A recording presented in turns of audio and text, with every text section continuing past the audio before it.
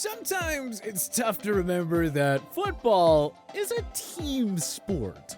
And just because someone produces like a superstar doesn't necessarily mean that it's all because of their skill. Sometimes your teammates carry you a little bit. And for wide receivers, that is most certainly the case, as some of these guys are definitely propped up a little bit by the quarterbacks that threw them the ball.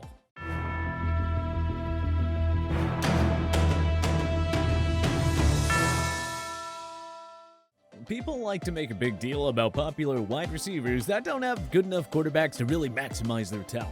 And hey, they have a point, because without a fluent QB, a wideout is pretty much useless. But on the other hand, there are a number of wide receivers who I would argue were rather interchangeable. So much so that I would go as far as to suggest that they owe their entire career to the quarterback that they racked up their stats with. Of course, the Jerry Rices and Randy Mosses of the world would have been Hall of Famers either way. But these guys, well, I don't know. You be the judge. Today we're presenting you 10 wide receivers that owe their career to a quarterback. It's no secret that the New England Patriots dynasty didn't like to break out the checkbook when it came to acquiring skill position players to play around Tom Brady. With the exception of adding Randy Moss ahead of 2007, who the Pats got on the cheap, they very rarely brought in any high-profile names. Instead, Bill Tom and co. looked to develop young receiving talent through the draft. And while I'm sure there were at times frustrations from Brady, who might have liked to have had a few more established pro bowlers running routes for him, it did work out pretty well for guys like Julian Edelman, who went from being an unheralded 7th-round pick in the 2009 NFL Draft to a 12-year NFL vet with 3 1,000 receiving yard seasons, 3 Super Bowl rings, and even a Super Bowl MVP.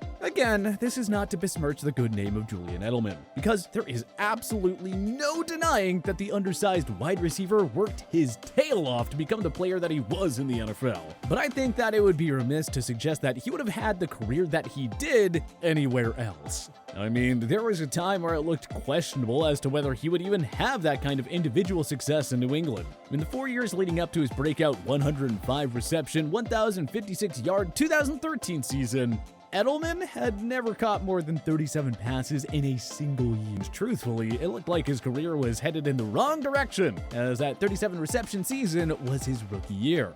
And he followed that up with 2 single-digit reception years. Honestly, if we wanted to, we probably could have made an entire video on the cottage industry that is Tom Brady. I mean, a rather hilarious assortment of wide receivers made millions and millions of dollars playing with him over the years. Do you remember the guy that preceded Edelman in New England? A man by the name of Wes Welker. In 2004, he signed with the San Diego Chargers as an undrafted free agent, only to be cut after the first game of the season. He then signed with Miami, where he played for 3 seasons, primarily on the special teams. But he had the good fortune to be spotted and scouted by division rivals head coach Bill Belichick. Belichick was so impressed with what he saw on tape from a guy who, at the time, had just over 1,100 receiving yards in 3 seasons, that he made a very shocking offer to Miami, sending them a 2nd and 7th round pick for the wide receiver. And with Brady throwing him the ball in that high-powered, record-setting offense, Welker blossomed into a household name. He caught well over 100 passes 4 times in the next 5 seasons with Brady under center, leading the NFL 3 times during that stretch. He wasn't just a pure short yardage receiver either. During that time, he had 4 1,100-plus yard seasons, including 2011 when he notched an impressive 1,569 yards. That's quite a departure from the guy who was used as a return specialist in Miami and cut by San Diego. It is worth noting that he had a pretty decent 2013 campaign with Peyton Manning in Denver, and that the end of his career was pretty limited by injuries. But still, no denying the impact that Brady had on Welker's career.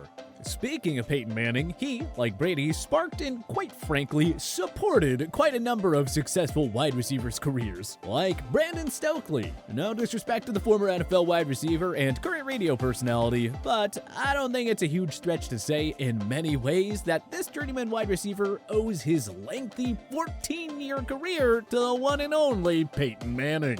A former 4th-round pick out of Louisiana Lafayette, where he played for his father for 4 years, Brandon Stokley was drafted by the Baltimore Ravens in 1999. And while he did catch a touchdown in the first quarter of the Ravens' 2001 Super Bowl victory, he never really established himself as a reliable threat in Baltimore.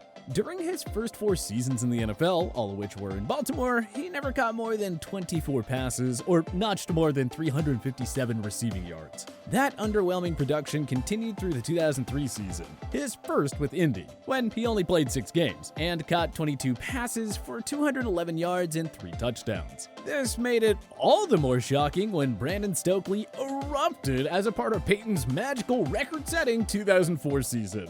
Peyton Manning had one of the best seasons ever by an NFL quarterback, throwing 49 touchdown passes, besting the mark of 48 held by Dolphins QB Dan Marino. And 10, I repeat, 10 of those, including the record-setting score, went to Brandon Stokley, matching the career total he had amassed during his first 5 seasons in the NFL. He wasn't just a red zone threat that year either. He joined teammates Reggie Wayne and Marvin Harrison as 1,000-yard receivers. Another insane team accomplishment for Manning and a Colts team that led the NFL with 522 points scored. Heck, their 277 first-half points that season was more than 7 other NFL teams' entire totals. Stokley played with Peyton in Indy for 3 more years and actually rejoined him in Denver in 2012. And while he did have some other productive years, he never caught double-digit touchdowns or notched 1,000 yards again. The fact of the matter is, Stokley lived off of Manning's ability to elevate his teammates for his entire career. This is not too dissimilar from what we saw happen to Marcus Colston's career down in the Big Easy, thanks to the one and only Drew Brees. Coming out of 1AA Hofstra, Colston wasn't exactly a top prospect. So much so that he was taken in the 7th round of the 2006 NFL Draft. However, it did not take long for him and Brees to click, as Colston broke out for 1,038 yards and 8 touchdowns in his rookie season. He then went on to record 6 1,000-plus yard seasons in his first 7 NFL campaigns, all with Drew Brees under center for the Saints. Now, this isn't to say that Colston did not do his part to earn his stripes as a star receiver in the NFL. But, that being said, it's pretty hard to look at his career in a vacuum. I mean, he was in the middle of that high-powered Saints offense and getting well over 100 targets a year. If he wasn't generating that production, you'd have to think that someone else would have. I don't know. Maybe Colston was just that good at running routes and getting open. Maybe. But, to be honest, I'm just not sold on it.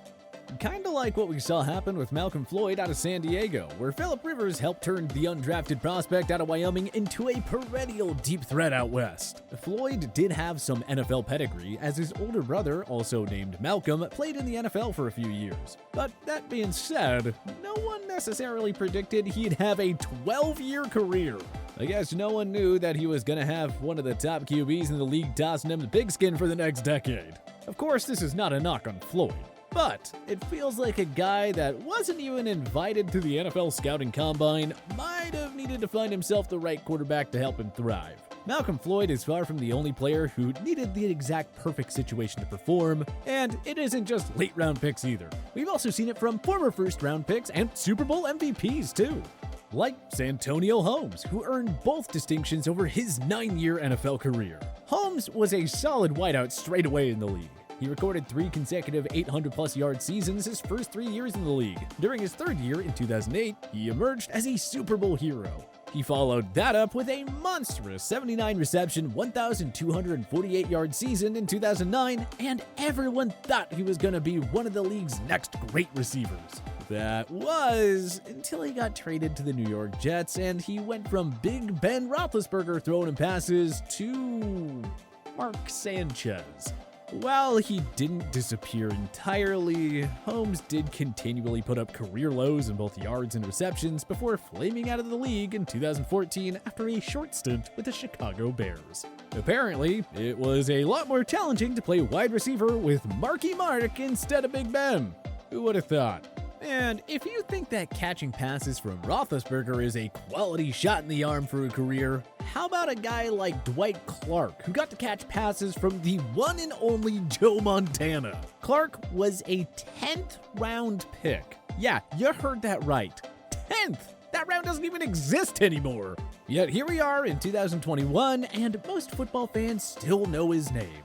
Yes, primarily for his role in the catch during the 1981 NFC Championship game, but also for his steady production he provided the Niners during their mini dynasty in the 80s. Hate to break it to any Dwight Clark stands out there, though, but, well, none of that happens without Joe Montana under center.